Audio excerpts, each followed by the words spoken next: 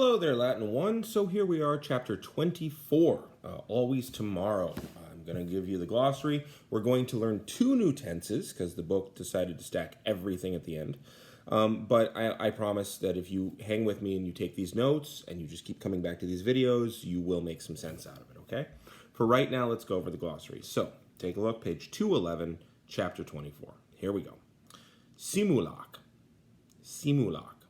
Now, I love this because it actually reminds me of baby formula, even though it's a completely different set of words. But you want to make that baby formula as soon as possible because the baby's crying. And that's how I always remember it. But actually, if you cover up the ak, you've got simul.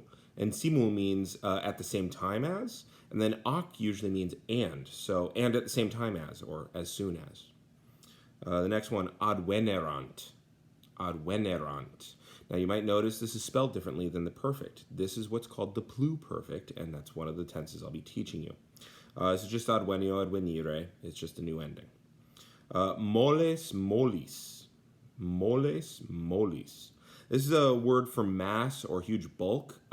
In harbors, there's actually moles, is what they're called. And they're giant concrete blocks that people drop at the bottom of the harbor, and it stops the cross current from cutting underneath and messing with the ships.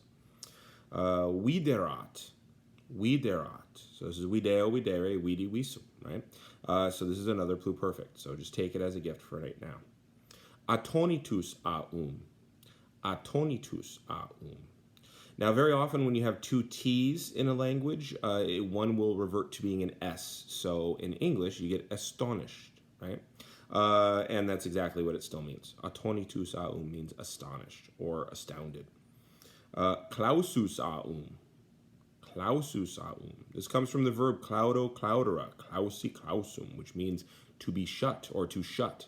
So clausus means shut or closed. Let's see. Ludi ludorum. Ludi ludorum. Now, this always exists in the plural, and it means games. If you see it in the singular, then it means school. Let's see, but games. For instance, somebody who studies games for a living is called a ludologist. That's a thing that you can do in life. Lego, legere, legi, lectum. Lego, legere, legi, lectum. So this is one of the first verbs you ever ran into, and there it is. So there's all four principal parts. It's where you get things like lecture, lectern, legible. You also get legal from it because laws are written. Next one, licet, licuit, licuit. I'm sorry, licet, licere, licuit. Now this we saw all the way back in chapter 20, I want to say. This is what we call the impersonal. It only occurs in the third person singular. It always means it. It's where it is allowed for a dative of reference to do an infinitive usually. Okay? Translated as it is allowed, not may or what have you. This is actually where we get the word license from.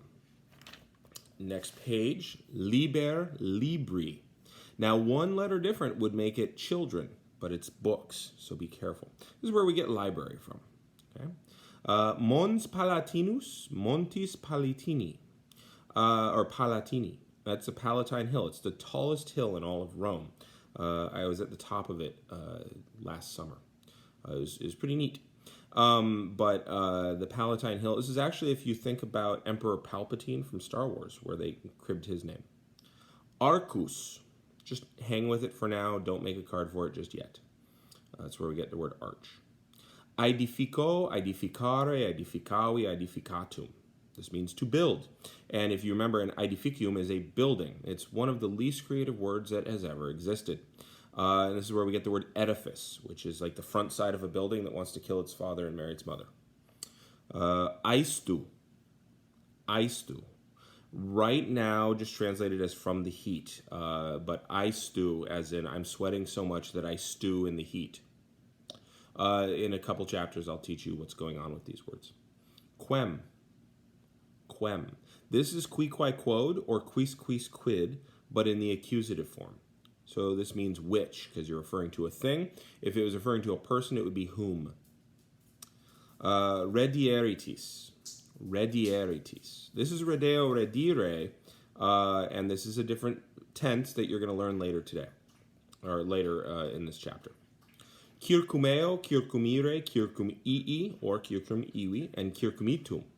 So again, you find that certain prepositions turn eo ire into a transitive verb because you can circle and right around instead of to go around. No, actually keep it as go around. You can go around a thing. That can be the direct object. And then occuro, occurrera, occurri, occursurum. Okay, this is Cardi B's favorite verb. And this will always take a dative. And the reason why is because if you cover up the ok, you've got kuro, kuroro, which is an intransitive verb. And then you put a preposition onto an intransitive verb, and an ob plus kuro, and it means to run into someone or to run towards someone. In other words, to meet them, to encounter them. And so because it's not truly transitive, because it was really intransitive, it's going to take a dative. Okay? There's certain words that just do that. Okay? It's a certain type of word that does that. The next page, go ahead and turn to page 214. Scribo, scribra, scripsi, scriptum. Again, one of the first verbs that we've ever run into. And now you have the full part. This is where you get script, scribble, scribe, prescription, proscription, inscription, and whatnot. And then right next to that is the word weeks. Weeks means scarcely. Just, I've scarcely seen you in weeks, usually helped me. And at the very bottom, tantus aum. Tantus aum. And that means so great or such a big. Okay? And then take a look at page 219. On page 219, they just give you moeo, moere, moi, motum. You already know that verb, but just in case you didn't have the four principal parts for that verb, now you've got it. So what I want you to do right now is simply to read pages 215 to 218, read 220 to 222, because there's some interesting stuff in there. All right? And then I will teach you grammar in the next video. All right, I'm going to hit the button.